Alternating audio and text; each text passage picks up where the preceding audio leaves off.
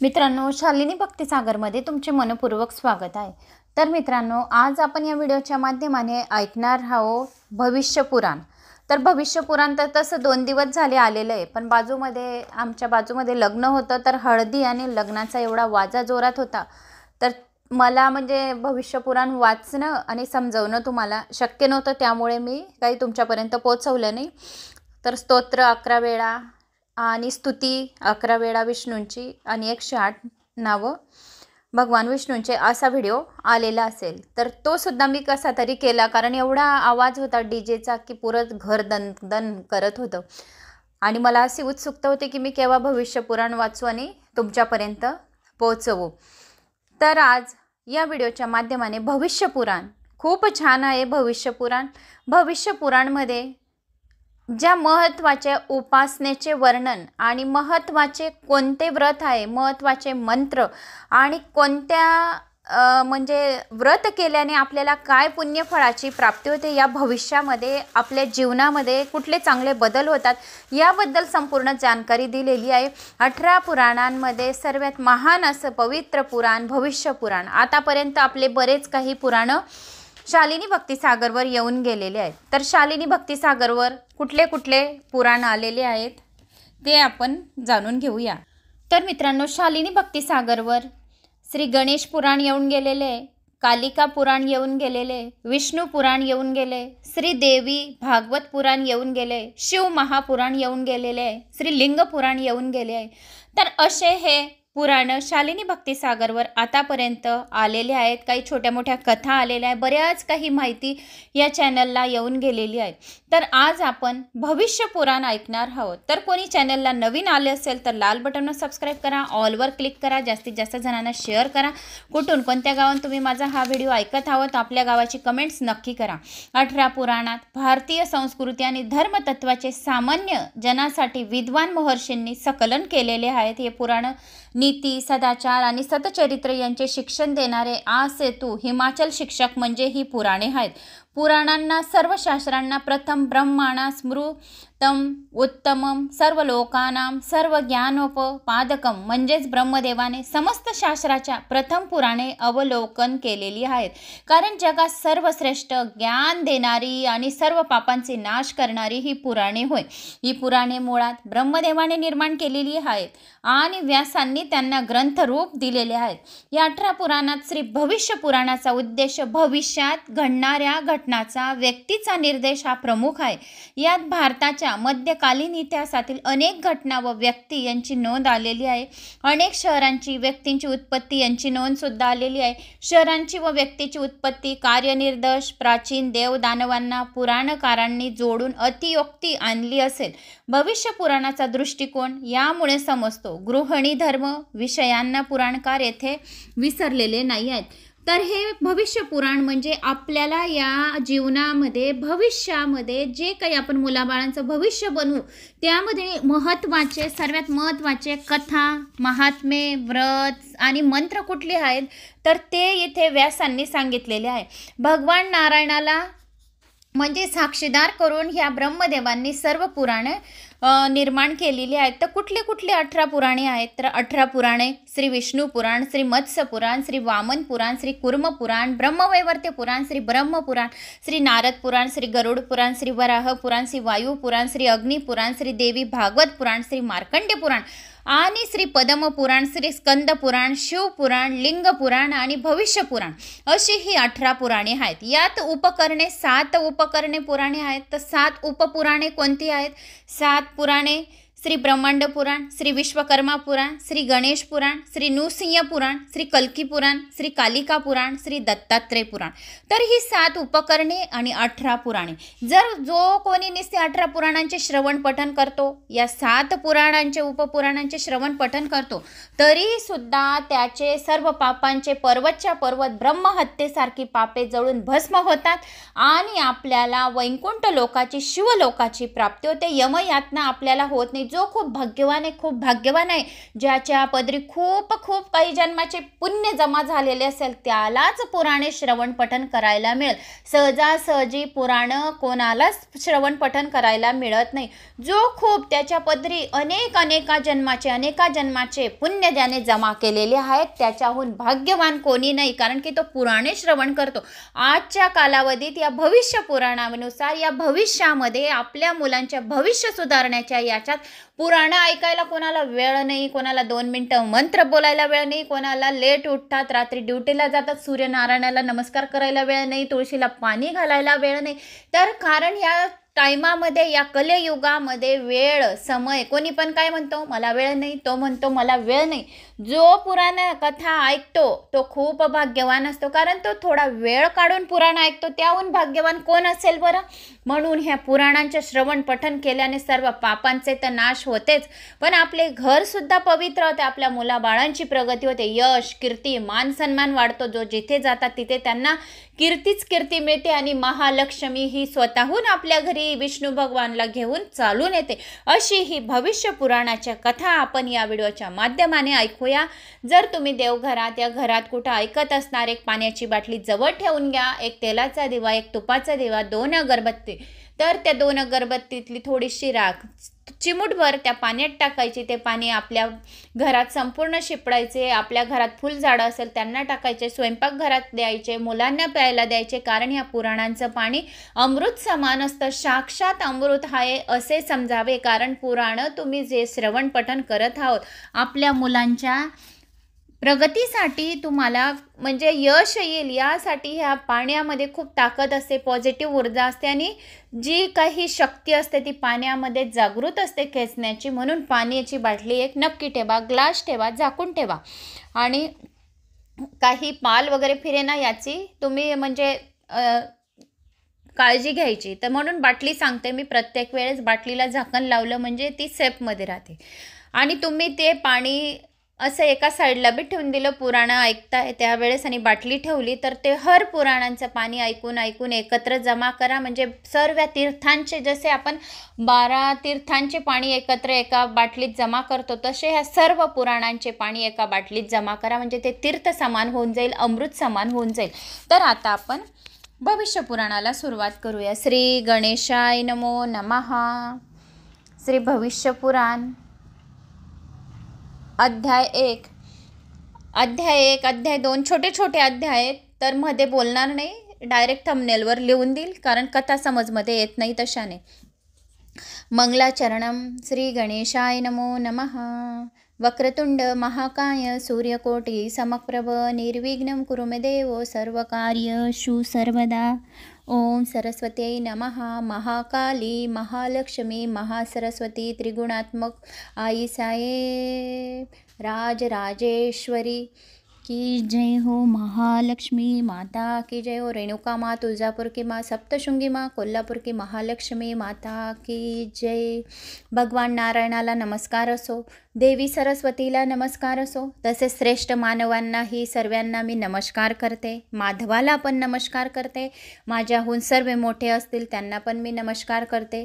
पराशर मुनीचे पुत्र महर्षी व्यास यांनाही नमस्कार असो. व्यासांच्या मुखकमलामधून श्रवणाऱ्या त्या अमृतरूपी पुराणांचे श्रवण सर्व विश्वातील लोक करतात. महर्षी व्यासांची वाणी रूप कमळातून बाहेर पडणाऱ्या उत्कंड गंध म्हणजे गीतेचा शुद्ध अर्थ होय. त्यांचे केसर म्हणजे निरनिराळे आख्यान होऊन हरिकथेप्रमाणेच या आख्यानामधून लोकांना शिकवण मिळते. त्यामधील मध सत्वप्रवृत्त लोकरूपी भृंगे नेहमी आनंदाने चाकत असतात. असे हे कमळ वाईट गोष्टींचा नाश करो आणि आमचे कल्याण करो. व्यासांनी जाणले होते की कलयुगातील मानवांचे आयुष्य कमी होईल, ते ज्ञानहीन होऊन पशुप्रमाणे वागू लागतील. त्यांना ज्ञान मिळून त्यांनी सुखी व्हावे म्हणून अनेक ऋषींनी आणि स्मृतींनी सांगितलेला धर्म, आगम, संहिता यांच्या अर्थांचे सार व्यासांनी या पुराणात सांगितले आहे. बलशाली व वैभवशाली असा शतानिक नावाचा राजा होता. त्याच्याकडे एकदा भृगु, अत्री, वसिष्ठ, पुलिस्त, पुलोह, कृतू, पराशर, व्यास, सुमंत, जयमनी, पेल, याज्ञवल्क्य, गौतम ऋषी, भारद्वाज, नारद, पर्वत, वैशंपायन, शौनक, दक्ष, अंगिरा, गर्ग आणि गालव हे सर्व ऋषी होऊन गेले आहेत. त्यांना सर्वांना येताना पाहून राजा त्यांना सामोरे गेला. त्यांचे पाय धुवून विधीपूर्वक पूजा करून त्याने त्यांच्या पायावर डोके ठेवून त्यांना वारंवार नमस्कार केला. त्यांनी थोडी विश्रांती घेतल्यावर राजाने त्यांना म्हटले, तुम्हा सर्वांच्या दर्शनामुळे मी आज माझा जन्म धन्य झाला आहे. कीर्ती, यश, बळ सर्व काही सार्थक झाले आहे. आता माझी एवढी विनंती आहे की तुमच्याकडून धर्मशास्त्र ऐकून मी पवित्र झालो. त्या सर्व ऋषींनी आपसात विचार करून म्हटले, महर्षी व्यास इथेच आहेत, तेव्हा आम्ही काय बोलावे? गुरूंच्या उपस्थितीत शिष्य कसे आहे आणि काय बोलणार? राजा शतानिकांनी व्यासांना तशी विनंती केली. तेव्हा व्यास म्हणाले, राजा सुमंतो माझाच शिष्य होय, तोच तुला धर्मशास्त्र ऐकेल.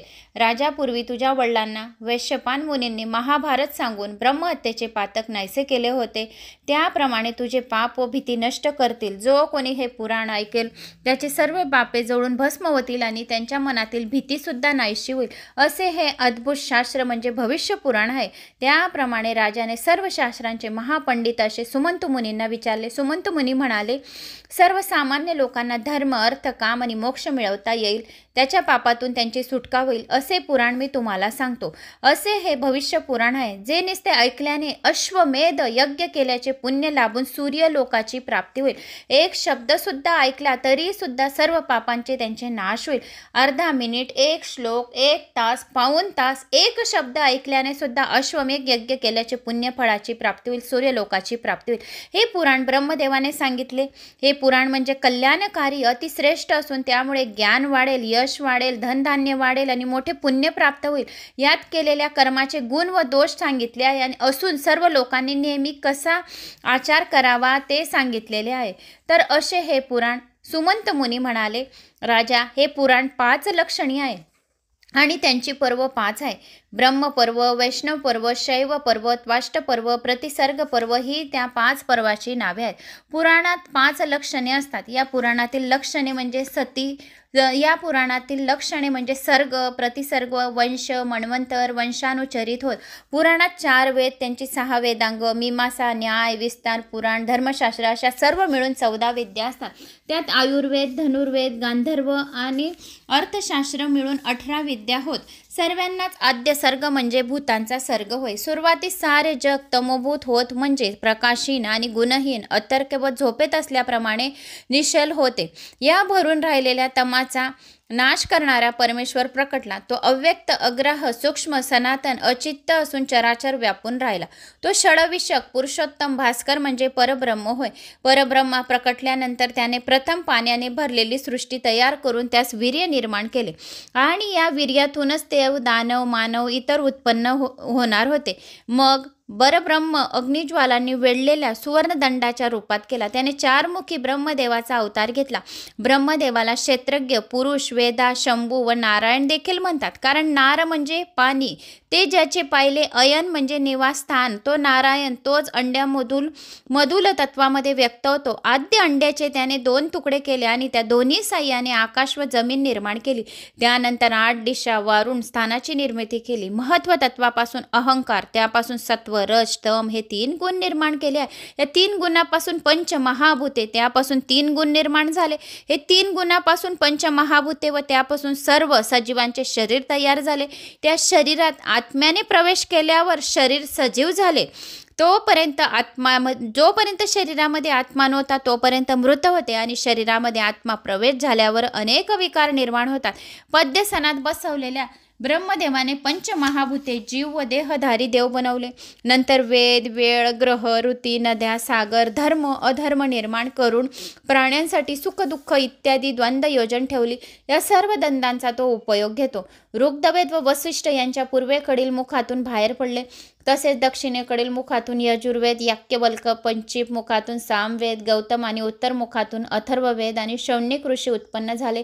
ब्रह्मदेवाच्या 5व्या मुखातून इतिहास आणि 18 पुराणे असे अनेक स्मृती बाहेर पडल्या. यानंतर ईश्वराने त्याचे शरीराचे 2 भाग पुरुष व स्त्री करून स्त्री रूपातून एक विराट पुरुषाला जन्म दिला, ज्याने तप करून 10 प्रजापती महर्षींना जन्म दिला. मरीची, नारद, भृगु, क्रम, पस्तेज, पुलह, अत्री, पुलस्थ, अंगिरस, रोहित, धनुष, धर्मकेतू, उल्हा, निवात, ज्योती, किन्नर, मासे, वराह आणि पशुपक्षी, कृमकीटक तसेच अचल वस्तूंची रचना केली. अशा तऱ्हेने परब्रह्माने हे त्रिभुवन निर्माण केले. हत्ती, हरिण वगैरे भिन्न प्रकारचे प्राणी, पिशाचाचे, मानव, राक्षस सर्व गर्भाशयापासून असून पक्षी, साप, मगरी, मासे वगैरे अंड उत्पन्न असतात. यापैकी काही जीव जमिनीवर तर इतर पाण्यात जन्मतात. दशमशक, वालिखा, ढेकुणे स्वदेश घामात जन्मतात. याशिवाय जे प्राणी ते उद्भिज होत असतात. तसेच औषधी, सपल, विपल, सुपुष्प, पुष्प, झाडोरे, झुडपे इत्यादी प्रकारच्या वनस्पती असून नाना प्रकारचे गवत, तंतयुक्त वेलीही असतात. सर्व कर्मस्वरूप तमाने घेरलेले असतात. हे जड सृष्टी असून सुख दुःख अनुभवतात. हे राजा, अशा प्रकारे काळाने ग्रासलेला भूतात्मा शेवटी परलोकी ब्रह्मात गुप्त होतो. जेव्हा परब्रह्म जागे असते तेव्हा जगही चालत असते, पण तो झोपला की जगही थांबते. तो जेव्हा नवे काही न करता स्वस्थ होतो तेव्हा मूर्तीत प्रकट होतो. जेव्हा तो स्थाणू, चरिष्णू बीजामध्ये सामावतो तेव्हा संतुष्ट होऊन मूर्तीमधून नाहीसा होतो. तो कल्पांत सृष्टी बनवतो व कल्पाच्या शेवटी सृष्टीचा नाश करतो. हे राजा, आता कालसंख्या एक डोळ्याची उघडझाप करायला जो काळ लागतो त्याला निमेष म्हणतात. असे 18 निमेष आहेत, म्हणजे एक काष्टा होय. 30 काष्टाबरोबर एक कला. 30 कला म्हणजे एक क्षण, एक मुहूर्त होय. 12 क्षणाचा एक मुहूर्त होतो. 30 मुहूर्त म्हणजे अहोरात्र. 30 दिवस आणि रात्र मिळून अहोरात्र होते. 30 अहोरात्री म्हणजे एक मास. 2 मासांचा एक ऋतू होतो. 3 ऋतूंचे एक अयन होते. 2 अयनांचे एक वर्ष होते. पितरांचा दिवस म्हणजे कृष्ण पक्ष व रात्र म्हणजे एक शुक्ल पक्ष. देवांचा दिवस म्हणजे वर्षातील उत्तरायण व रात्र म्हणजे दक्षिणायन होय. मानवाचा एक एक युग म्हणजे ब्रह्मदेवाचे दिवस व रात्र होय. ब्रह्मदेवाच्या 4 सहस्र वर्षाचे एक मानवी युग, कृतयुग असे 3000 वर्षाचे त्रेतायुग, 2000 वर्षाचे द्वापारयुग आणि 1000 वर्षाचे तिष्य होय. अशा प्रकारे 4 युग मिळवली आहेत. ही एक दैविक युग असते. 1000 दैविक युग हे म्हणजे ब्रह्मदेवाचा एक दिवस होय. तेवढीच त्याची रात्र सुद्धा होय. 71 दैवी युगाचे एक मन्वंतर असते आणि प्रत्येक मन्वंतरावर सर्ग व शेवटी संहार होतो. जगातील सर्व सजीवांमध्ये प्राणी श्रेष्ठ आहे. त्यामध्ये बुद्धिजीवी प्राणी, त्यामध्ये मानव श्रेष्ठ, मानवामध्ये विद्वान श्रेष्ठ, त्यात प्रतिभा असणारे त्यांच्यामध्ये कृतत्वान श्रेष्ठ, सर्वात श्रेष्ठ की ज्यांनी ब्रह्माचे ज्ञान झालेले आहे तो सर्वात श्रेष्ठ. असे 48 धर्मसंस्कार, परद्वेष, परनिंदा, वाईट गोष्टी न करणारे, दया, क्षमा, शांती गुण असलेले, स्वतःची स्तुती न करणारे, नेहमी चांगले कर्म करणारे मंगल होय. स्वतःच्या थोड्यात वस्तूत स्वतःला क्लेश होऊन दान देणारे, हिंसेचा विचार न करणारे असे श्रेष्ठ ब्राह्मण होय. मरणानंतर परब्रह्मात विलीन होऊन जातात. तर असे हे ब्रह्मदेवाने संपूर्ण हे विश्वाचे कसे निर्माण झालेले, कसे हे ब्रह्मदेवाचे दिवस आहेत तर ते सांगितले आहेत.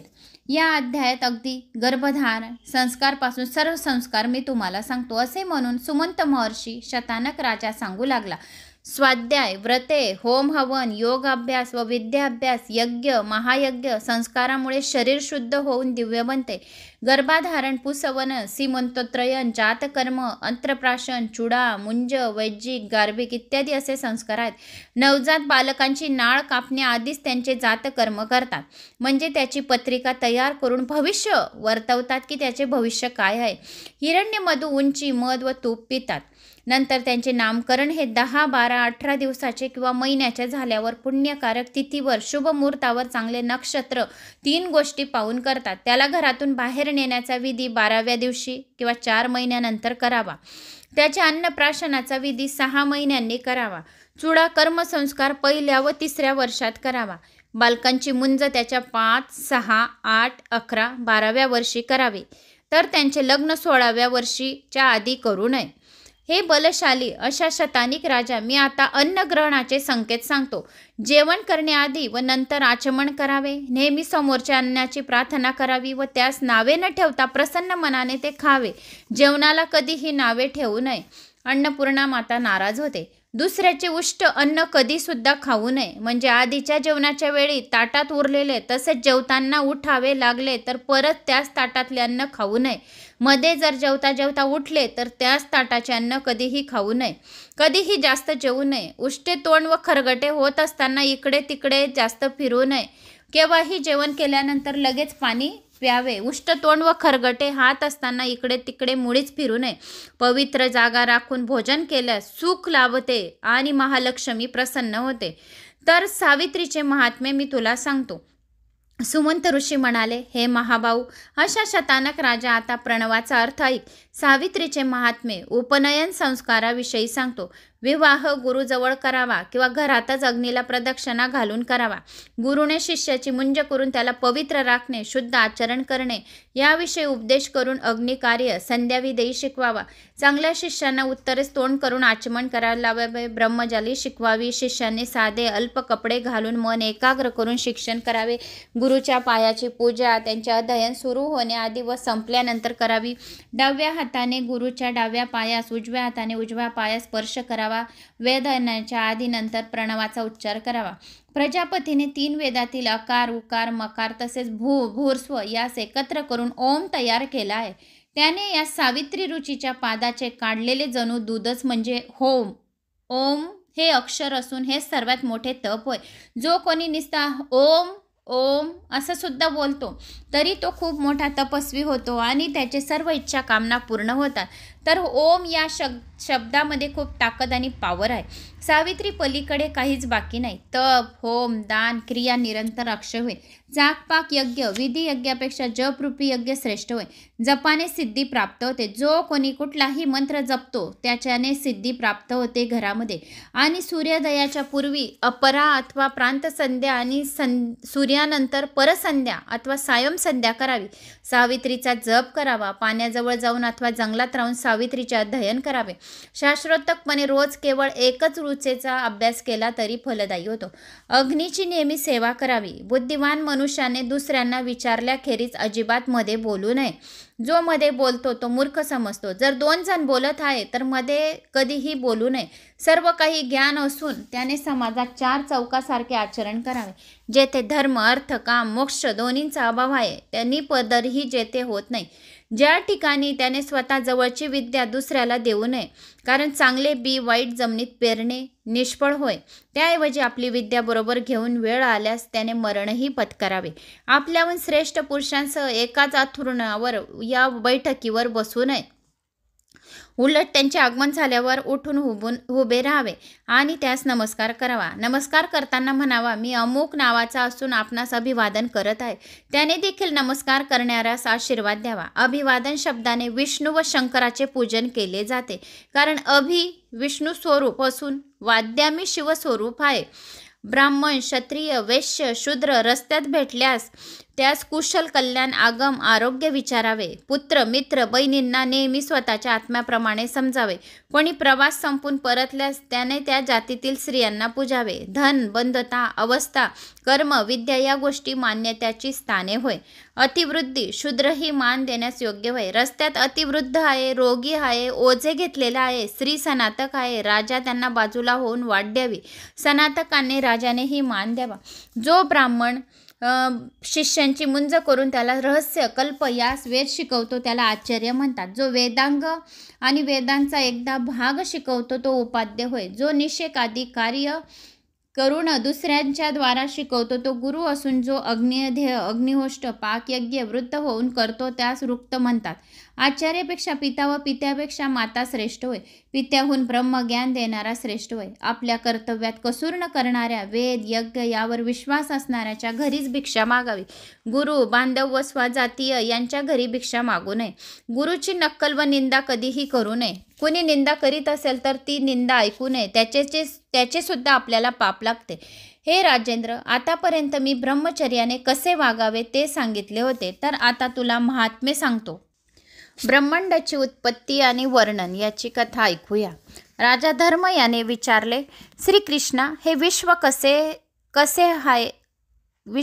आहे, कसे होते आणि त्यातील प्रमुख गोष्टी कोणत्या? श्रीकृष्ण म्हणाले, याज्ञवल्क्य मुनींनी, भास्वतापती यांनी जे सांगितले होते ते मी ऐकले, तेच आता तुला सांगतो. या संपूर्ण जगाची एकच योनी अथवा उत्पत्ती स्थान होय.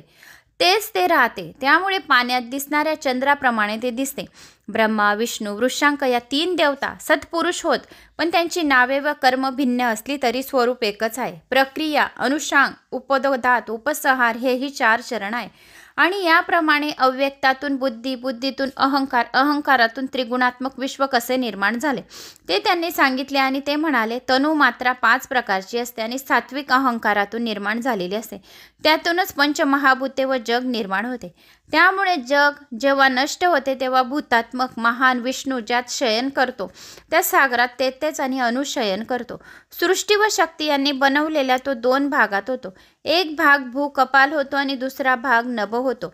नद्या त्यांच्या धमन्या झाल्या आणि त्यातून पाणी वाहत राहिले. 16,000 योजने खाली, 84,000 योजनेने उंची आणि 30,000 योजनेवरील भाग होता. सर्वात आधी स्वयंभू मन्वंतर, त्यानंतर स्वरोचिष, नंतर वैवस्त झाले. वैवस्तात आदी व सुगन झाले. 11 रुद्र झाले. अश्विनी कुमार आणि 3 उषा हे देव झाले. तसेच विप्रचिती व हिरण्यश्रेष्ठ ही त्यांची होती. त्यांच्यापासून बरेच दैत्य निर्माण झाले. 50 कुणी करोड योजन विस्ताराची सप्तद्वीपे, त्याभोवती 7 समुद्र होते. अग्नभाग, लोकालोक, पर्वत सर्वात उंच होता. नैमित्तिक, प्राकृतिक, आत्यंतिक व नित्य अशा लय निमी काळ जातो. जो ज्यातून उत्पन्न होतो त्यातच विलीन होतो. हिंस, अहिंस, मृद, क्रूर, धर्म, अधर्म यांची फळे तशीच मिळतात. ही भूमी 10 पट पाण्याने वेढलेली आहे. त्याप्रमाणे तेज, वायू, अग्नी आकाशाने वेढलेले आहेत. तसेच भूतादी व महत्त्वतत्वाने आकाश वेढलेले आहे. शेकडो व हजारो प्राणी त्या महान आत्म्यातून उत्पन्न झाले, त्यातच विलीन झाले, पुढेही होतील. शुद्ध मुनीच फक्त हे रहस्य जाणू शकतात, कारण चराचर गुरूंची अपार माया आहे. संसारी जीवनातील दोष. युधिष्ठिराने विचारले, मनुष्य हा देवत्व, मनुष्यत्व आणि अमानुषतत्व कोणत्या कर्मांनी मिळवतो आणि कोणत्या कर्माने गर्भसजीव होतो आणि जगतो व जन्मतो त्याविषयी सर्व माहिती सांगावी. श्रीकृष्ण म्हणाले, शुभ कर्मांनी तो देवत्व मिळवतो, अशुभ कामांनी अमानुषतत्व मिळवतो, तर मिश्र कामांनी मनुष्यतत्व मिळवतो. धर्म आणि अधर्म कर्माचे मार्गदर्शन श्रुतींनी केले आहे. ऋतुकाळी जो मुक्त असतो, शुद्ध असतो, त्याच्याद्वारे वायूने युक्त होऊन स्त्रीच्या रक्तात मिळतो. शुक्र जंतू इंद्रियामधून बाहेर टाकले जातात, तो योनीत प्रवेश करतो. शुक्र व रक्त एकत्र होऊन एका दिवसात कलल काला निर्माण होतो. एक कलल 5 रात्रांनी बुधाकार होतो. हा बुध 7 रात्रींनी मांसपेशी बनतो. 25 रात्रींनी बी-मधून बाहेर आलेल्या अंकुराप्रमाणे असलेल्या व मांसपेशीचे 5 तुकडे होतात. नंतर 2 महिन्यांनी मान येते, मग डोके येते, मग खांदे येते, पाठीचा कणा येतो, पोट क्रमाने उत्पन्न होतात. 4 महिन्यांनी बोट उत्पन्न होतात. 5 महिन्यांनी तोंड येते आणि नाक, डोळे, 2 कान, दात, नखे व गुप्त इंद्रिय निर्माण होतात. कानांची छिद्रे 6व्या महिन्यात उत्पन्न होतात. गुद व मूत्रेद्रिय, नाभी हे तेव्हाच 6व्या महिन्यात उत्पन्न होतात. 7 महिन्यांनी सांधे निर्माण होतात. 8व्या महिन्यात अंग प्रत्यंग स्पष्ट होतात. पूर्ण वाढ झालेला हा गर्भ पंचात्मक समायुक्त होऊन राहतो. मातेच्या आहारातील रस त्याला मिळतो आणि तो वाढतो. नाळेतून त्याला हा पुरवठा मिळतो. नंतर त्याला स्मृती निर्माण होते. तेव्हा त्याला सुख, दुःख, झोप, स्वप्ने या जाणवा येतात. गेल्या अनेक जन्मातील मरणे व पुन्हा जन्मने त्याला आठवण येते. 8व्या महिन्यात हा गर्भवासाचे व जन्माचे कष्ट मला पुन्हा द्यायला लागू नयेत असा तो प्रार्थना करतो. गर्भवासाचे कष्ट सर्वात जास्त कष्ट असते. समुद्रात पडलेल्या मासाप्रमाणे दुःख होऊन गर्भाधकात आखडून बसलेल्या त्या गर्भाला असं वाटत राहते, अग्नीत तापवलेल्या सुयांनी भोसकल्यावर जे दुःख मिळते त्याच्या 8 पट अतिशय दुःख त्या गर्भातील मधल्या जीवाला मिळते. म्हणून गर्भवास अतिशय दुःख यातना आहेत. घोर अत्यंत संकट असतो. जो गर्भवासात राहतो जर तर त्याला खूप घोर संकट वाटते. कोणत्याही प्राण्याला गर्भात असताना जे दुःख होते ते कोणत्याही याला दुःख होत नाही. तेवढे दुःख, कोटीपट दुःख त्याला गर्भवास असताना होतो. तो जन्मतो तेव्हा होते. डोक्यात मृदुंगलाने मारल्यावर जे दुःख होते तसेच योनीतून बाहेर पडणाऱ्या व्यक्तीस होते. योनीतून ज्या वेळेस तो बाहेर पडतो तर त्या व्यक्तीस खूप कठीण यातना होतात. असे असून या जगातील मोह किती प्रभावशाली आहे की आपण दुःख विसरून जातो. आपल्या शरीराच्या दोषाची जाणीव असताना जो या शरीर वाचून राहू शकत नाही, शरीराचा मोह सुटत नाही. यावरून हे शरीर स्वभावतः अपवित्र आहे. गर्भ अवस्थेतील स्मृती नष्ट होते. त्याचे कारण जन्मताना जन्मलेल्या बाळाच्या दुःखाने आलेली मूर्छा मोहरूपी वायूच्या वातावरणात जन्मलेल्या प्राण्याला महामोह नावाचा महान आजार असतो. हे जग रागानुरक्त असते, त्यामुळे तो मूर्ख प्राणी वाईट कामे करण्यास प्रवृत्त होतो. तो स्वतःच्या स्वरूपास पारखावतो. डोळे असून तो पाहत नाही, कान असून तो ऐकत नाही, साध्या रस्त्यावर पावलागणिक अडखळतो. बुद्धी असून मोठ्या मोठ्या विद्वानांनी केलेला उपदेश त्याला समजत नाही. त्यामुळे या संसारात राग लोभ यांना वश होतो आणि दुःखी होतो. त्यासाठी ऋषी मुनींनी शास्त्रज्ञान सांगितले आहे. म्हणून त्या ज्ञानाने इयर परलोक गती मिळते. लहानपणी शरीर इंद्रिय दुबळी असतात, त्यामुळे होणारी महान दुःखे तो भोगत असतो, पण ती दूर करण्याची त्याला इच्छा होत नाही. बाळपणी दात येणे तसेच अनेक बालरोगांची भूक आणि तहानेने निर्माण होणारी दुःख तो भोगत असतो. कुमार अवस्थेत वडीलधाऱ्यांच्या मारल्याने, शाळेत गुरुजींनी शिक्षा केल्याने तो दुःख भोगत असतो. तरुणपणी तो कामविकाराने पछाडतो आणि मोहामुळे निर्माण झालेली ईर्ष्या राग त्याला त्रास देतात. रात्री झोप येत नाही. दिवसाही पैसे कसे मिळवावेत अशी त्याला चिंता नेहमी पडते. वृद्ध अवस्थेत पत्नी पुत्र आदी बांधवांमुळे तसे दुष्ट नातेवाईकांमुळे तो नोकरांमुळे तो दुःखी होतो. त्यामुळे धर्म अर्थ काम मोक्ष साधण्यास तो असमर्थ होतो. वात कफ पित्त आदीची विषमता झाली की व्याधी होतात. त्यामुळे शरीर हे व्याधीचे माहेरघर आहे. हे रोग एवढे असंख्य आहेत की तो आत्म्याला प्रत्यक्ष जाणावे अनुभवावे लागतात. या देहाला अनेक प्रकारची मृत्यू असतात. एक कालमृत्यू, एक आगंतुक मृत्यू. यज्ञ जप जाप दान आदीमुळे आगंतुक मृत्यू टळू शकतो, पण कालमृत्यू मात्र टळत नाही. कालमृत्यू हा प्रत्येकाला असतो. तर हे मृत्यू शिवाची जो आराधना करतो त्याचा जो आकस्मिक मृत्यू असतो तो टळू शकतो.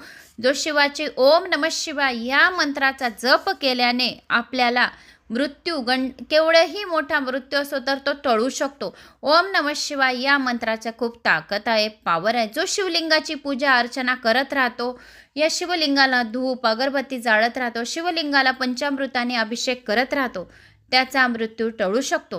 देहाच्या मृत्यूची अनेक कारणे आहेत. अनेक प्रकारचे रोग, शस्त्र, सर्पादी, विषारी प्राणी, विष वगैरे. काल मृत्यू असेल तर धन्वंतरी औषध, दप तान मंत्र किंवा बांधव त्याला वाचवू शकत नाही. तसा मृत्यू फक्त सिद्ध पुरुष, रसायन, तप जीवांनी निवारू शकतात. सामान्य अशी माणसे त्याला वाचवू शकत नाही. मृत्यूपेक्षा जास्त त्रास कधीही होत नाही. सुंदर सतीपत्नी, मित्र, पुत्र, राज्य, वैभव, ऐश्वर्य किंवा वैर सगळ्यांना मृत्यू पारखे करीत नाही. आगतिक भीतीने माणसाचे आजार व शोक निर्माण होतात.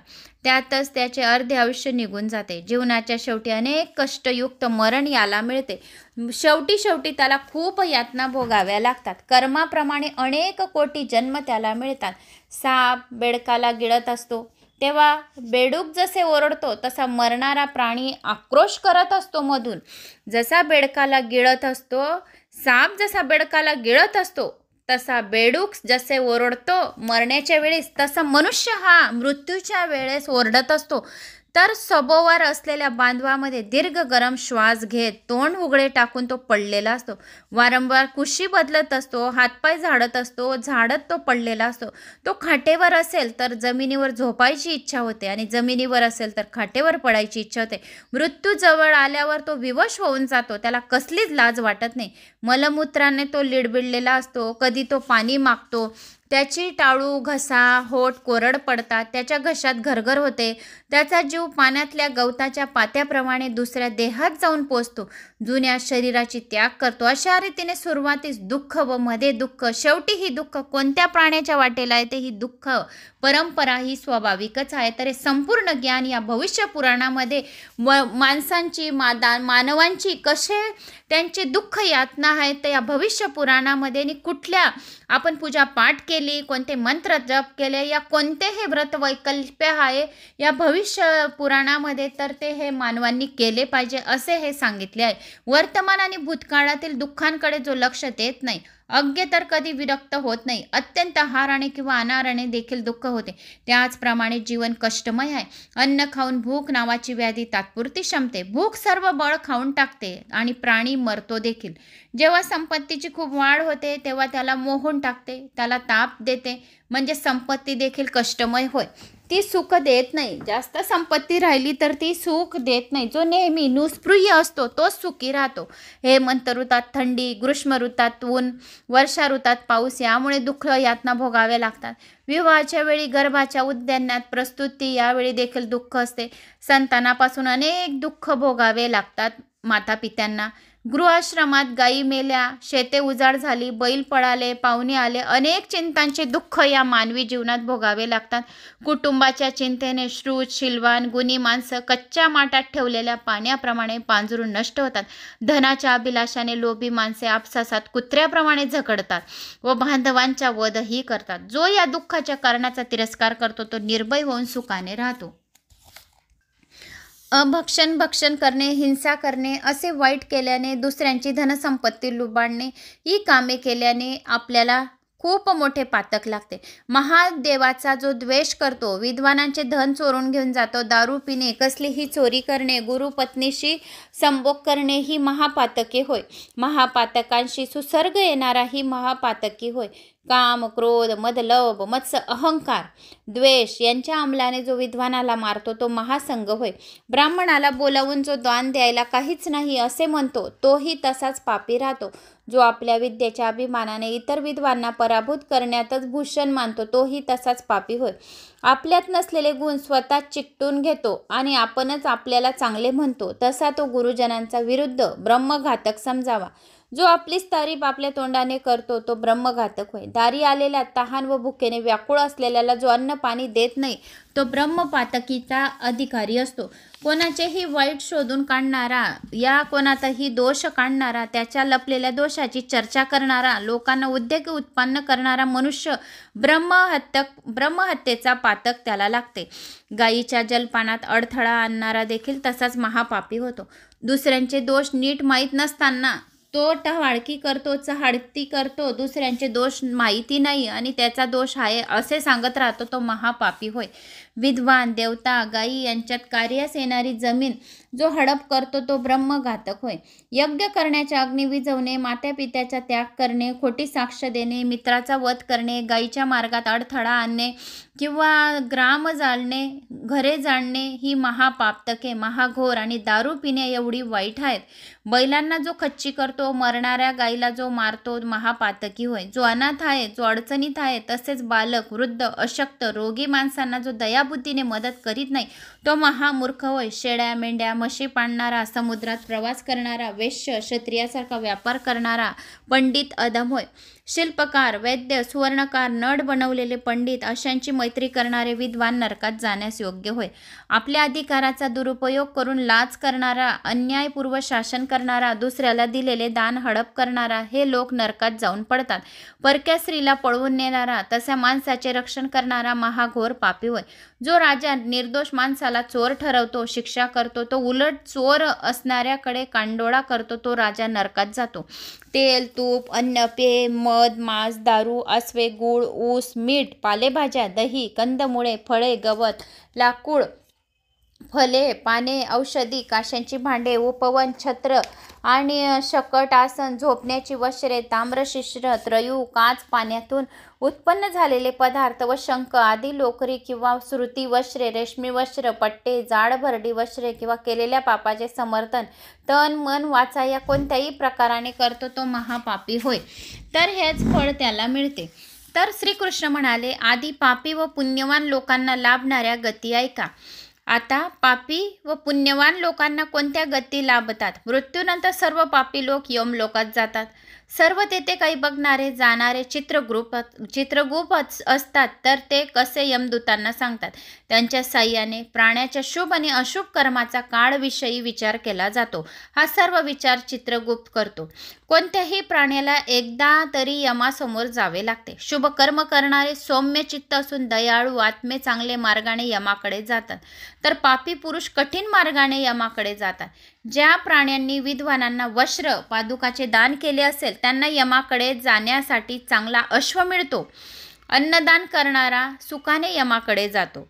म्हणून धर्माचरण अवश्य करावे. क्रूर कर्म करणारा पापी दक्षिण मार्गाने यमालयात जातो. 86,000 योजनेचा मार्ग पार केल्यावर त्यांना वैवस्त पूर लागते. 86,000 योजनेचा मार्ग पार करावा लागतो.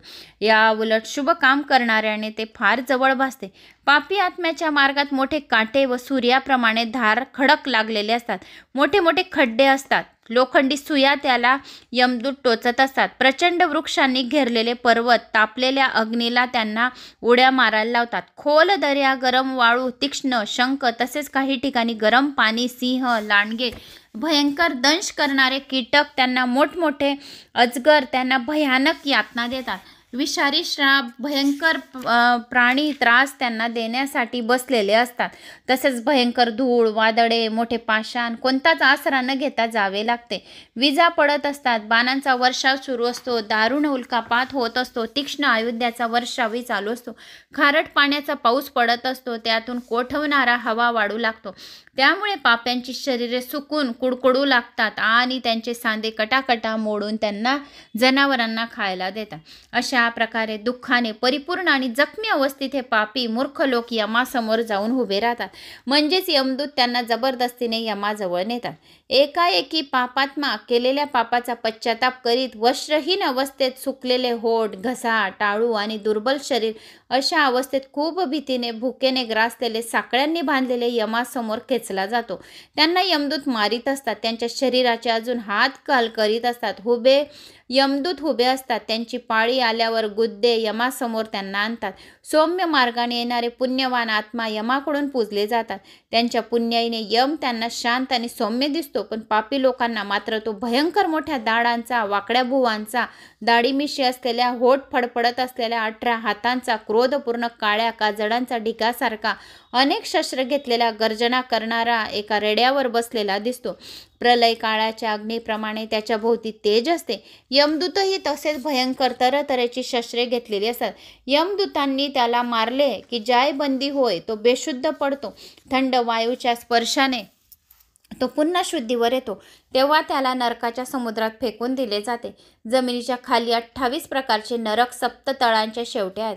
अंधाराने भरलेले रौद्रवादी 100 नरक आहेत.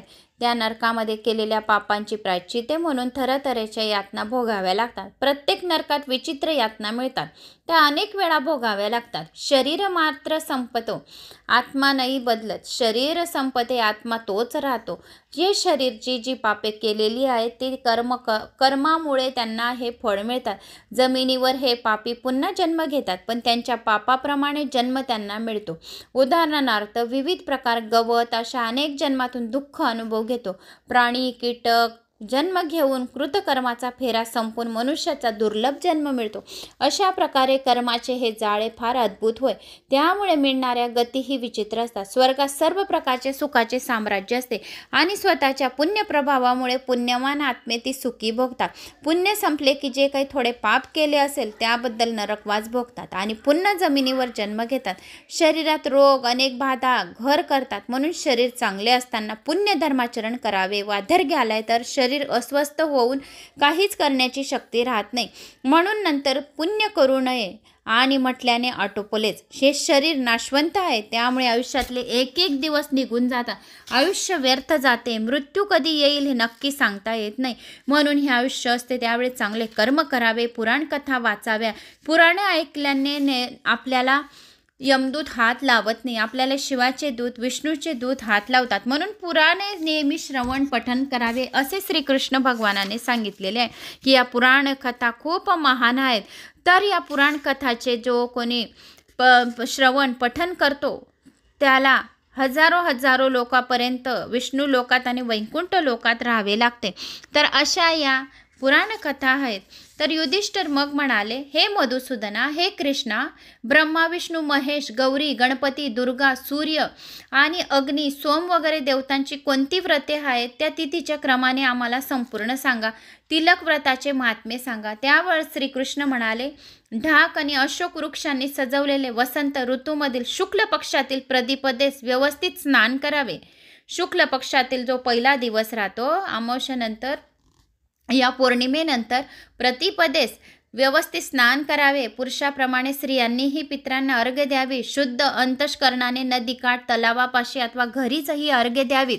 जो कोणी पितरांना अर्घ्य देतं, दानधर्म करतं पितरांच्या नावाने, त्याला यमदूत हात लावत नाही. कारण हे पितरांचे जे तर्पण केलेले राहते, पितरांची जी पूजा केलेली राहते ती सीधी वैकुंठ लोकमध्ये विष्णूपर्यंत पोहोचते. जो कोणी पितरांची सेवा करतो, या दिवा अगरबत्ती लावतो, ओम पितृदेवाय नमः, पितृअष्टक, पितृस्तोत्र, पितरांच्या नावाने दक्षिण दिशेकडे दिवा लावतो, त्यांच्या फोटोला हार अर्पण अगरबत्ती करतो, त्याला यमदूत हात लावत नाही. त्यांची ही पूजा विष्णू लोकामध्ये जाते. अशा चांगल्या बारीक या गोष्टी तुम्ही नियमित कराव्या. तर मग नंतर सांगितले की या पितरांना तुम्ही जाऊन अर्घ्य द्यावे. नदीकाठी, तलावापाशी अथवा घरीच ही अर्घ्य द्यावी. चांगल्या बारीक पिठाने एका पुरुषाची आकृती काढावी. गंध, अक्षदा, फुले, चंदनाच्या चुऱ्याने तसेच इतर नेहमीच्या उपचारांनी त्या पुरुषांची पूजा करावी. दीप लावून नैवेद्य दाखवावा, नमस्कार करावा आणि या मंत्राचा जप करावा. ज्या घरामध्ये या मंत्राचा, या स्तोत्राचा जप केला जातो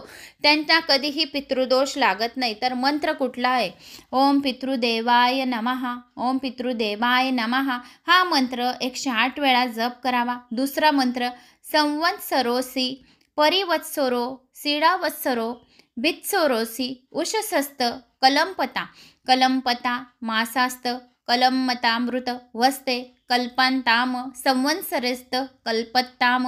म्हणजेच या पितरांनो, तुम्ही संवत्सर, परिवत्सर, इडावत्सर, अभिवत्सर हा तुमचे स्मरण प्रत्येक पहाटे आणि रात्रंदिन पितृदेवाचे नामस्मरण केले पाहिजे. तसेच तुमचे स्मरण दर पक्षास, दर महिन्यास, दररोज, दर वर्षास आम्हाला हो अशी आम्हाला बुद्धी दो. जो कोणी पिंपळाच्या झाडाची पूजा करतो, पिपल वृक्षाची पूजा करतो, त्याला पाणी जल अर्पण करतो. रविवार सोडून या शनिवारी पिपळच्या वृक्षाखाली दिवा लावतो पितरांच्या नावाला, त्याला पितृदोष कधीच लागत नाही. यथासांग पूजा केल्यानंतर पितरांची आटोपल्यावर हात जोडून प्रार्थना करावी. ओम नमो भगवते वासुदेवाय नमः या मंत्राचा जप करावा. हे भगवान, आपल्या प्रसादाने हे पूर्ण वर्ष मला चांगले जावो असा आशीर्वाद देव. नंतर दक्षिणा देऊन कपाळावर चंदनाचा टिळक करावा. त्या दिवसानंतर रोज असा टिळा लावावा. वर्षभर असा चंदाप्रमाणे शोभणारा टिळा कपाळी लावावा. या टिळ्यामुळे भूत, प्रेत, दुर्वाह, पिशाच, शत्रू व ग्रह निरर्थक होऊन जातात. हे व्रत करून शील, शत्रू यांना जिंकणारा महापाल राजा, राणी चित्रलेखा पण हे सुखी झाले होते. तर आम्ही सर्वजण अशी ही पितरांची पूजा करून सुखी व्हावी. पितृदोष नाही राहत. जर पितृदोष नाही राहत तर आपले सर्व कामं सहजासहजी होतात. कोणत्याही कामात अडथळा येत नाही. म्हणून पितृदेवांचे नामस्मरण केले पाहिजे. मग श्रीकृष्ण म्हणतात की अशोक व्रताचे महात्म्य काय आहे? श्रीकृष्ण म्हणाले, अश्विन महिन्यात शुक्ल पक्षातील पहिल्या दिवशी सूर्योदय होता शुभ पानांनी डवरलेल्या अशोक वृक्षाची पूजा करावी. विधिवत पूजा करावी. अशोक वृक्षाची, जेथे सीता माता होत्या, ह्या अशोक वृक्षाला खूप महत्त्व आहे आणि या अशोक वृक्षाची विधिवत पूजा करावी. मोड आलेली 7 प्रकारची धान्य, मोदक, नारळ, पूजाद्रव्य असावे. नंतर हात जोडून प्रार्थना करावी. हे अशोक वृक्षा, माझ्या कुळातील सर्व दुःखे तुम्ही नाहीशी करा. नंतर अशोका श्रद्धेने अर्घ्य देऊन पताका सुंदर वस्त्रांनी आपल्या दरवाजावर सजवावा. जो कोणी आपल्या दरवाजावर अशोकाचे तोरण लावते त्याच्या घरात निगेटिव्ह ऊर्जा राहत नाही. त्या घरातील पितृदोष, नजरदोष, वास्तुदोष, ग्रहदोष, नवग्रह दोष, सर्व दोष जेवढे आहेत तेवढे दोष दूर होतात. अशोकाच्या वृक्षाला खूप महत्त्व आहे आणि अशोकाच्या पत्त्याचे तोरण जर आपण 7 दिवस सतत लावलेले राहिले, 7 दिवसातच निगेटिव्ह ऊर्जा, पितृदोष नाहीसा होईल आणि घरात सकारात्मक ऊर्जाचा संचार होईल. अशोकाची पूजा करणारा व्यक्ती कधी दुःख यातना नाही भोगत. अशोकाची वृक्षाची पूजा करणारा व्यक्ती दुःख करण्याची वेळ त्याला कधीच येत नसते, तर तो सर्वात सुखी राहतो. म्हणून या वृक्षाची पूजा दररोज करावी. ही पूजा करताना तीळ, तांदूळ, यव, गहू वापरावे. त्यांच्या मुळाशी भक्तिपूर्वक पाणी घालून यथासांग नमस्कार करावा आणि या मंत्राचा जप करावा. जो कोणी अशोक वृक्षापाशी या मंत्राचा जप करतो त्याला अश्वमेघ यज्ञ केल्याचे पुण्यफळाची प्राप्ती होते. तर मंत्र कुठला आहे? महावृक्ष महाशाख मकरध्वज मंदिरम पार्थये त्वाम महाभाग वनोपवनभूषणम. मग नंतर दक्षिणा द्यावी आणि आपण सुद्धा त्यांना प्रदक्षिणा करावी. असे पूजन केल्याने स्त्रिया, पुरुष, स्वामी प्राप्त होऊन अतुल सुख प्राप्त करतात. अशोकाच्या वृक्षाचे पण खूप महत्त्व आहे.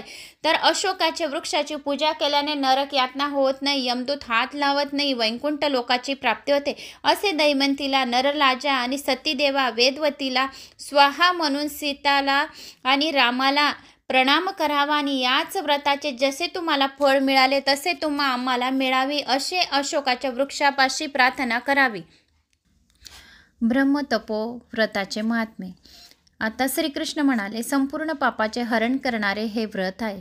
जो कोणी याचे निस्ते महात्मेची व्रतकथा या एक मंत्र पण ऐकून घेतला तरी ब्रह्महत्तकेसारखी पापे नष्ट होतील. हे व्रत देव, राक्षस, मुनी या सर्वांना दुर्लभ आहे. अश्विनच्या शेवटच्या पर्वतात तूप घातलेली खीर रात्री खावी. चित्त शुद्ध ठेवून वाळवलेले यव घातलेला भात फक्त भोजनात घ्यावा. परम पवित्र होऊन बेलाच्या काडीने दात घासावे. शंकराला नमस्कार करून मंत्र म्हणावा. मंत्र कोणता म्हणावा? ज्याच्याने नुसतं श्रवण केल्याने सर्व पापांचे नाश होते आणि महालक्ष्मी महादेव आपल्यावर प्रसन्न होतात. अहम देव व्रतमिदं कर्तुमिच्छामि शाश्वतम तवाज्ञा महादेव तथा निर्वहते कुरुम. म्हणजे याप्रमाणे 16 वर्ष केलेपर्यंत मार्गशीर्ष प्रतिपदेस गुरुच्या सल्ल्याने महादेवाचा जप करावा. ओम नमः शिवाय या मंत्राचा जप करावा. हर सांब सदाशिवाय नमा या मंत्राचा जप करावा. काशी विश्वनाथाय नमा या मंत्राचा जप करावा. 12 ज्योतिर्लिंगांचे स्मरण अर्चन करावे. श्री सौराष्ट्र सोमनाथांचं, श्री शल्ये मल्लिकार्जुन, उज्जैनियम महाकाल ओंकार ममलेश्वर, परल्यां वैद्यनाथांचं, डाकिनियम भीमशंकरम, सेतबंदे रामेश्वरम, नागेश्वरम दारुकावन, वाराणसी विश्वेश्वरम, त्र्यंबकम गौतमी तटे, हिमालये तु केदारम, कृष्णेश्वर शिवालय, एतानि ज्योतिर्लिंगानि सायं प्राप्त पठेत नर, सप्तजन्म कृतं पाप स्मरण विनयेशती. नुसते 12 ज्योतिर्लिंगांचे असे तुम्ही श्रवण सुद्धा केले तरी 12 तीर्थांमध्ये तुम्ही स्नान केल्याचे पुण्यफळाची प्राप्ती झाली. तर स्नान करून मग देवपूजा करावी. रात्री दिवे लावून यमुना व महादेवास आव्हान करून बोलावे. महादेवाचे भक्त असलेल्या व्रती विद्वानांनी सप्तानिक बोलावे. खोटे बोलू नये, निंदा सलती करू नये. मेवणे आपल्या कुवतीप्रमाणे 16, 8, 4 किंवा 1 असावेत. आपण जेवू नये. महादेवाचा जप करत राहावे. ओम नमः शिवाय या मंत्राचा बसता उठता झोपता केव्हाही जप करू शकता. रात्री जमिनीवर स्वच्छ बिछाना घालून झोपावे. मग यमद्वितीयाचे व्रताचे महात्म्य काय आहे ते श्रीकृष्ण भगवान म्हणाले की यमद्वितीयाचे व्रताचे महात्म्य ऐकावे. पापाचे हरण करणारे हे महात्म्य आहे. यमद्वितीया करणाऱ्या द्वितीया इतर तिथी चातुर्मासात आहेत. श्रावण, भाद्रपद, अश्विन व कार्तिक या महिन्यातील शुद्ध द्वितीयाला अनुक्रमे कलुषा, गिरमला, प्रेच, सचरा यमा होत. मग यमद्वितीयाचे महात्म्य. इतर चातुर्मासात श्रावण, भाद्रपद, अश्विन व कार्तिक या महिन्यातील शुद्ध द्वितीय अनुक्रमे कलुषा, गिरमला, प्रेच, सचारा यमा होत. युधिष्ठिर म्हणाला, ही नावे कशी काय पडली? यावर कृष्ण म्हणाले, सांगतो. प्राचीन काळी वृत्रासुराचा वध करून इंद्र स्वर्गाच्या गादीवर बसला आणि ब्रह्महत्येचे पाप दूर कसे करावे म्हणून त्यासाठी त्याने अश्वमेध यज्ञ केला. मग व्रजाने त्याचे 6 तुकडे केले आणि ते एक तुकडे वृक्ष, जल, महितल, नारी, ब्राह्मण, अग्नीमध्ये टाकले. हे पाप श्रावण महिन्यातील द्वितीय विहरूपाने नारी, वृक्ष, नदी, महितल आणि ब्रह्महनात उत्पन्न होतात. या पापाच्या निर्मिलीकरणामुळे श्रावणातील द्वितीया कलुषा म्हणून प्रसिद्ध झाली. पूर्वीच्या काळी मधुकैटभ राक्षसाच्या रुधिराने द्वितीया मग्न होती, म्हणजे द्वितीयाला त्याचा वध झाला. त्यामुळे सर्व नद्यांना मळाचा पूर आला. अग्नीच्या धुराच्या शिकेसही मळच म्हणतात. गिरा, भारती, वाणी, वाचा, मेधा ही सर्व सरस्वतीची नावे आहेत. म्हणून गी पापी रूपी मळाला वाहून नेत असल्याने ही तिथी गिरमिला म्हणून ओळखली जाते. आणखी अनेक कारणांनी अर्थाने द्वितीयेचे नाव गिरमला होय. प्रेतांना पित्तर म्हटले आहे. पितरांचा संचार ज्या द्वितीयस होतो ते प्रेत संचार या नावाने अश्विनात येतो. कार्तिक महिन्यातील शुद्ध द्वितीया यमद्वितीया होय. या तिथीस यमाची बहीण यमुना यमाला आपल्या घरी बोलवून स्वतः केलेले भोजन वाढते. नरकातील प्राणी व आत्मे त्यांच्या पापांच्या बंधनातून सुटतात. त्या आनंदात ते स्वच्छतेपणे भटकतात व प्रसन्नतेचे नृत्य करतात. म्हणून यमराज्यात या दिवशी संतोषाचे वातावरण राहते. या दिवशी जर कोणी मृत्यू आला, यमद्वितीयाला जर कोणी मृत्यू त्याचा आला तर तो यमनरकात जात नाही, तो वैकुंठ लोकात जाऊन पोचतो. यमद्वितीयाला मृत्यू येणे अत्यंत शुभ आहे. त्यासाठी या तिथीस यमद्वितीयेच्या दिवशी आपल्या घरी जेवू नये. त्यासाठी या तिथीस यमद्वितीयाच्या दिवशी आपल्या घरी जेवू नये. आपल्या बहिणीच्या घरी जेवण करावे. आपल्या बहिणीच्या घरी जाऊन तिच्या हाताचे पुष्टिकारक भोजन करावे व तिला सुवर्ण अलंकार द्यावी, वस्त्र द्यावी, तिच्या हाताने दिवा ओवाळावा, असे सर्व बहिणींकडे करावे. जर सख्खी बहीण नसेल तर चुलत बहिणीकडे जावे, तीही नसेल तर माम बहिणीकडे जावे. असे भोजन पुष्टी वाढवणारे, यश देणारे, दीर्घ आयुष्य प्राप्ती करणारे, धर्म, काम, अर्थ वाढवणारे परमधन्य होय. जर भोजन बहिणीने भरवले तर अतिशय उत्तम व सुखकारक होय. तर अशी हे यमद्वितीयाचे महात्म्य आहे असे कृष्णाने सांगितले. तर आता तुला विष्णू सहस्रनामाचे श्रवण पठन करून सांगतो असे श्रीकृष्णाने सांगितले. जर एकादशीच्या दिवशी विष्णू सहस्रनामाचे जर पठन केले तर सर्व पातकांचा नाश होऊन वैकुंठ लोकाची प्राप्ती होते. तर आता आपण विष्णू सहस्रनाम ऐकूया. श्री गणेशाय नमो नमः. आणि भगवान विष्णूचे कुल किती आहेत तर त्या नावांचं आपण आता पठन श्रवण करणार आहोत. विष्णू भगवानांचे 1000 नाव. ओम नमो भगवते वासुदेवाय नमः. ओम विश्वं विष्णु वषट्कारो भूतभव्य भवत्प्रभु भूतकृत भूतभूत भावपुतात्मा भूतपावन पुतात्मा परमात्माच मुक्तानां परमांगती अव्यय पुरुष साक्ष क्षेत्रज्ञो अक्षर एवच योगो योगविंदा नेता प्रधान पुरुषेश्वर नारसिंह वपु श्रीमान केशव पुरुषोत्तम सर्व शिवस्थानुभूतादि निधि अव्यय संभव भावनो भर्ता प्रभव प्रभु ईश्वर स्वयंभू शंभू आदित्य पुष्कराक्षो महास्तवन अनादि निधन धाता विधाता धातुरुतम अप्रमय्या ऋषिकेश पद्यनाभो अमर प्रभु विश्वकर्मा मनुस्तश्वा स्थाविष्ट स्थाविरो ध्रुव अग्रहा शाश्वत कृष्ण लोहिताक्ष प्रतर्दन प्रभुत त्रिकुब धाम पवित्रम मंगलम परम ईशान्य प्राणद प्राणो ज्येष्ठ श्रेष्ठ प्रजापती हिरण्यगर्भ भूगर्भ माधव मधुसूदन ईश्वर विक्रमी धन्वी मेधावी विक्रम क्रम अनुतमो दुरादर्शम कृतज्ञ कृती आत्मवान सुरेशमं शरणं शर्मं विश्वरेता प्रजाभव अहम संवत्सरो व्याल प्रत्यय सर्वदर्शन अज सर्वस्वर्व सिद्ध सिद्धी सर्वादि अच्युत वृषकपी अहेयात्मा सर्वयोग विनिसुत वसु वसुमना सत्य समात्मा समितम सम अमोघ पुंटिराक्ष वृश्वकर्मा वृषाकृती रुद्रभूः शुरोबधु विश्वयौनी शुचिश्रवा अमृत शाश्वस्थानु वरारोह महातपा सर्वग सर्वविद भानु विषवक सेनो जनार्दन वेदो वेदविद अव्यंगो वेदांगो वेदविति कवी लोकाध्यक्ष सुराध्यक्षो धर्माध्यक्ष कृताकृत चतुरात्मा चतुर्व्यूह चतुर्द्रष्ट चतुर्भुज व्रज्ञो भोजनं भोक्ता सह विष्णु जगदादिज अनघो विजय जेता विश्वयौनी पुनर्वसु उपेंद्रो वामन प्राश अमोघसूची ऊर्जित अतींद्रम संग्रह सर्ग धृतात्मा नियमो यम वैद्य वैद्य सदायोगी विरहा माधव मधु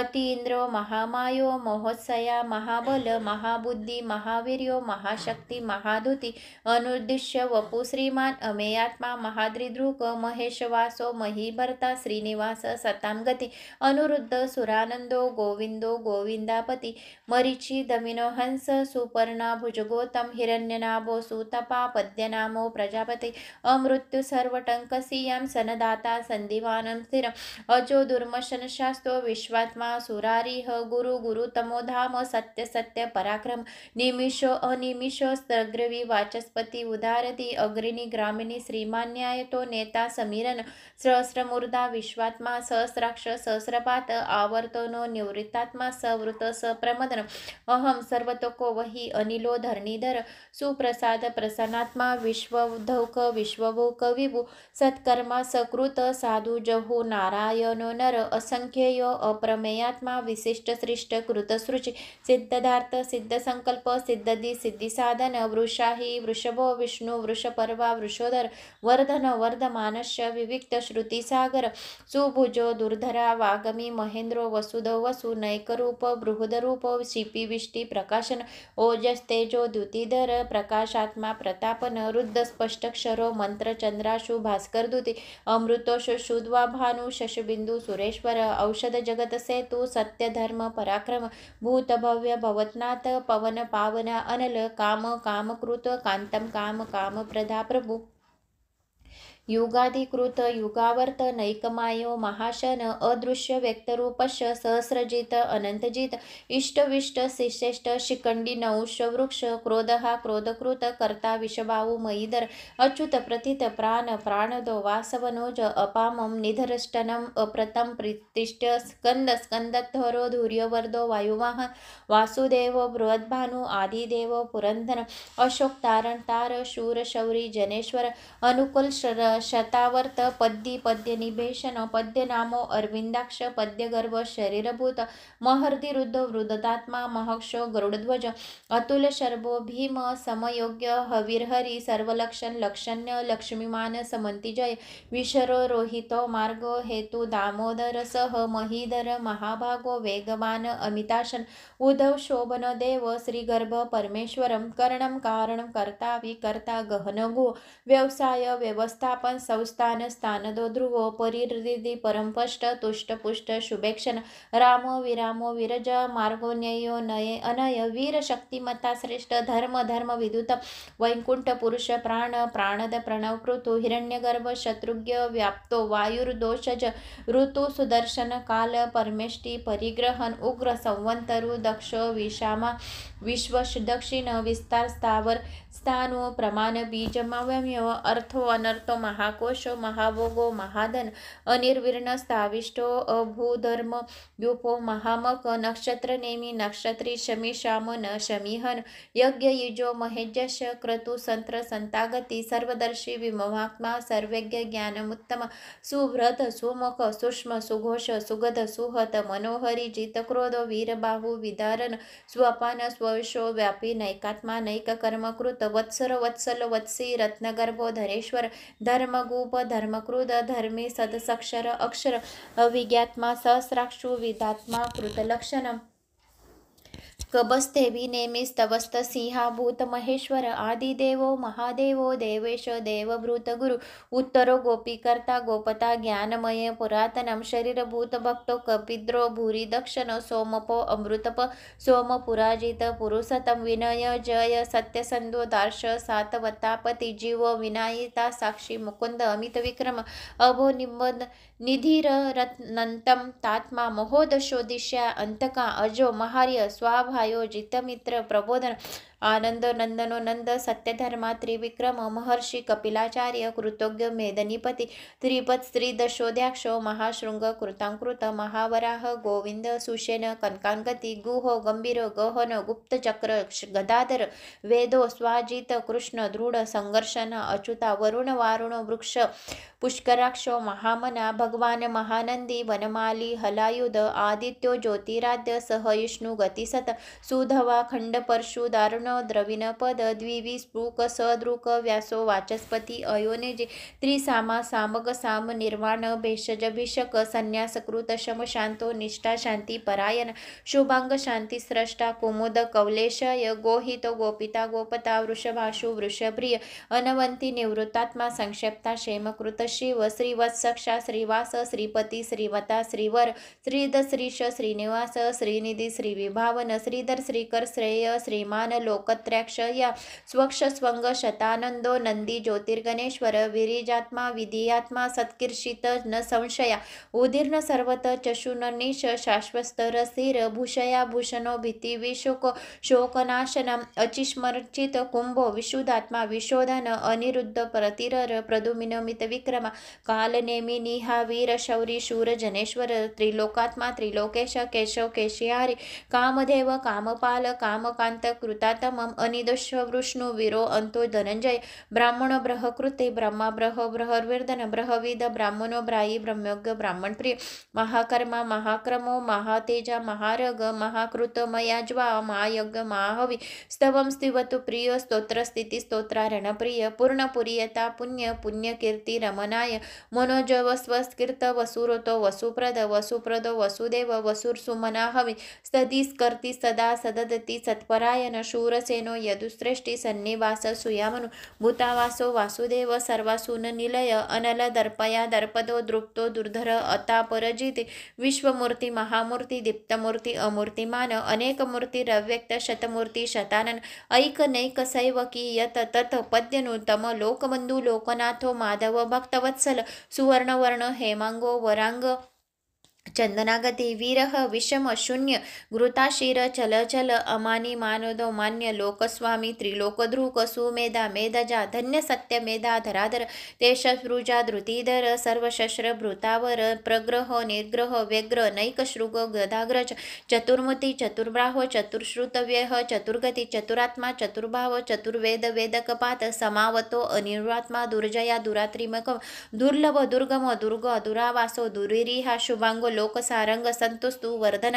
इंद्रकर्मा महाकर्मा कृतकर्मा कृतांगत उद्भव सुंदर सुंदर रत्नराभ सुलोचन अका वासजन शृंगी जयंती सर्व विजय जयी स्वर्ण बिंदू सौशभ्य सर्व वागेश्वरी महारुद्ध महागती महाभूता महातीज कुमंद कुंदर कुंद प्रजन्य पावनो अनिल अमृताश अमृतवपू सर्वज्ञ सर्वतोमुख सुलभ सुव्रत सिद्ध क्षत्रिची चतुर्तापन न्योग्रोध औदुंबर अश्वत्थ चानुराद्र निषुदन सहस्राक्षी सप्तजीव सप्तदया सप्तवाहन अमीर्नदो अच्युत्य भयकृत भयनाशन अनुबृहत्कृश स्त्रीलो गुणभ्री गुण महान अदूत स्वद्रुत स्वास्य प्रांगवशो वंशवर्धन भारभूतो कथितो योगी योगेश सर्वकामदा आश्रम श्रमण श्याम सुपर्णो वायुवाहन धनुर्धर धनुर्वेदो दंडो दमायिता दम अपराजिता सर्व सर्व नियता नियमोयम सत्ववान सात्विक सत्य सत्य धर्मा प्रारायण अभिप्राय प्रियायो अहप्रियकृत प्रीतिवर्धन विहाय स सगगेती ज्योती सुरवृत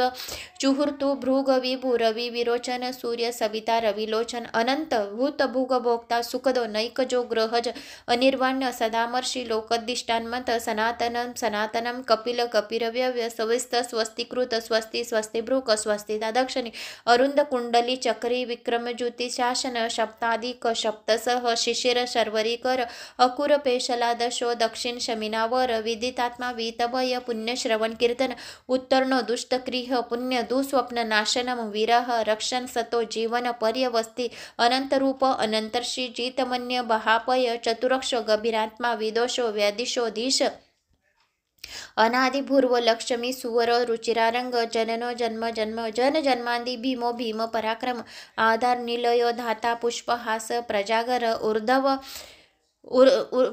ऊर्ध्व सत्व पराचर प्राणद प्रणवपन प्रमाण प्राणनिलय प्राणभूत प्राणजीवन तत्व तत्व विवेकात्मा जन्म मृत्यू जरातिंग भूर्स्व सस्वस्तरुसार सविता प्रपितामह यज्ञ यज्ञपर्ती यज्वा यज्ञांग यज्ञवाहन यज्ञभृत यज्ञकृत यज्ञ यज्ञभृक यज्ञसाधन यज्ञकृत यज्ञगुहा मंत्र मनाद एवच आत्मयोनी स्वयं जातो व्याख्यान सामगायन देवकीनंदन स्पष्टा स्थितिश पापनाशन शंख भ्रुनंदंगी चक्री शारदद्ववा गदाधर रथांगमणि ऋषभ्य सर्व प्रहार युद्ध सर्व प्रहार ओम इतम श्री भगवान विष्णू हजार नाम सहस्र नामावली संपूर्णम। तर मित्रांनो, विष्णू सहस्र नावाचं बी या भविष्य पुराणामध्ये खूप महत्त्व सांगितलं आहे। तर ते तुम्हाला मी विष्णू सहस्र नाव ऐकून दाखवलं या व्हिडिओच्याच माध्यमाने। मग युधिष्ठिराने विचारले की हे कृष्णा, तुम्ही गृह आश्रम श्रमातील धर्म अर्थ आदीची प्राप्ती होण्याचे मार्ग सांगितले, पण त्यासाठी दंपतीच्या दोघात परमप्रेम असावे लागते, तसेच ते दोघे दीर्घायुष्य व्हावेत म्हणून स्त्रीला कधीही विधवा योग येणार नाही किंवा पुरुषाला विधुरा अवस्था येणार नाही। असे एखादे काही व्रत आहे का की दोघं जीवनसाथी सोबतच राहतील? असं काही कोणते व्रत आहेत का? जर व्रत असेल तर ते आम्हाला सांगा। मग तसे व्रत अन्नशून्य शयन नावाचे अशून्य शयन नावाचे आहे। जेव्हा जगताचे स्वामी विष्णू लक्ष्मीसह शयन करतात ती तिथी अशून्य शयनवय श्रावणातील कृष्ण पक्षाच्या द्वितीयेच्या रात्री हे व्रत करावे. श्रावण महिन्यात कृष्ण पक्षाच्या जो दुसरा दिवस येतो द्वितीयेच्या रात्री अशून्य शयन नावाचे व्रत करावे. म्हणजे कधीही नवरा बायकोला सोडून जात नाही आणि बायको नवऱ्याला कधी सोडून जात नाही, ते दोघी आजीवन सोबतच राहतात. तर हे अशून्य शयन नावाचे व्रत करावे. तर तसेच नदी, तलाव किंवा घरी स्नान करावे. भक्तिभावाने पितरांना, थोर माणसांना आणि देवांना अर्घ्य द्यावे. मातीच्या चौथऱ्या बनवाव्या. त्यावर विष्णूंची षोडोपचारे पूजन अर्चन करावे. नमस्कार करावा आणि या मंत्राचा जप करावा. या श्रवण करावे. श्रवण केल्याने सुद्धा पती पत्नी सोबतच राहतात. तर मंत्र कुठला आहे? मंत्र इममुच्चार येन मंत्रम प्राण्याम्य जगतं प्रतिम श्रीवत्सधारिच्छ कांतं श्रीधामच्छ पत्तेव्यव्यो ग्रहस्थाम्मा प्रणशमे यातु धर्मार्थकादम अग्निया प्रशशयन्तु मा प्रणशयन्तु देवता पित्रो मा प्रणशयन्तु मता दापत्यभेदतम. या मंत्राचा म्हणजेच अर्थ आहे, हे श्रीवत्सा, या स्त्रीच्या कांता, श्रीधाम, हे स्त्रीच्या स्वामी, हे नष्ट न होणाऱ्या विष्णू, धर्म अर्थ काम प्रदान करून माझ्या गृहाश्रम संपून देऊ नकोस. जे माझे गृहाश्रम आहे हे कधीच संपून जाऊ नये. तुम्ही ज्याप्रमाणे लक्ष्मी सहित कधीही होत नाही, लक्ष्मी रहित कधीही होत नाही, त्याप्रमाणे जन्मोजन्मांतर माझी पत्नी आणि पतीपासून ताटातूट कधीही होऊ नये असा आम्हाला आशीर्वाद द्या. चंद्र उगवल्यावर परत स्नान करावे आणि पंचद्रव्यासहित दक्षिणा दान करावी. असे 4 महिने हे व्रत करावे. अशून्य शयन व्रत करावे. कार्तिक महिना लागला की पाण्याचा कुंभ व पूजा केलेला विष्णू दान करावा. चंद्राला दही, अक्षदा, कंदमुळे, फळे, रत्ने, सुवर्ण यांचे अर्घ्य द्यावे. जो हे व्रत असे करतो तो गृहसौख्य 3 जन्म त्याचे नष्ट होत नाही, तर 3 जन्मांपर्यंत पती पत्नी सोबतच राहतात. तर असे हे अशून्य शयन व्रत होते. तर ते मी तुम्हाला सांगितले. तर मित्रांनो, मला अशी आशा आहे की तुम्हाला माझे हे भविष्य पुराण आवडल्यास एक लाईक करा, चॅनलला सबस्क्राईब करा. कुठून कोणत्या गावात तुम्ही माझा हा व्हिडिओ ऐकत आहात आपल्या गावाची कमेंट्स नक्की करा. शालिनी भक्तिसागर कथा हे माझं सेकंड चॅनल आहे, त्या चॅनलला बी भेट द्यावी. ओम नमो भगवते वासुदेवाय नमः. ओम विष्णुवे नमः. कमेंट्स बॉक्समध्ये भविष्य पुराणसाठी नक्की कमेंट्स करावी. जो कोणी हे भविष्य पुराण ऐकतो त्याला करोडो गुणा, खूप करोडो गुणा सूर्य चंद्र जोपर्यंत आकाशात राहतील तोपर्यंत त्याला शिवलोकामध्ये स्थान मिळेल असे या भविष्य पुराणामध्ये सांगितलेले आहेत. आणि त्याची सर्व पापे चटकन लगेच नष्ट होतील. ब्रह्महत्तकेसारखी पापे त्याची मोठी नष्ट होतील. जो खूप भाग्यवान आहे त्यालाच हे भविष्य पुराण ऐकायला मिळेल. ओम नमो भगवते वासुदेवाय नमः. कमेंट्स बॉक्समध्ये शेअर नक्की करा. व्हॉट्सॲप ग्रुपवर, इंस्टाग्राम, फेसबुकवर, आपल्या ग्रुपवर हे लिंक शेअर नक्की करावे. ओम नमो भगवते वासुदेवाय नमः.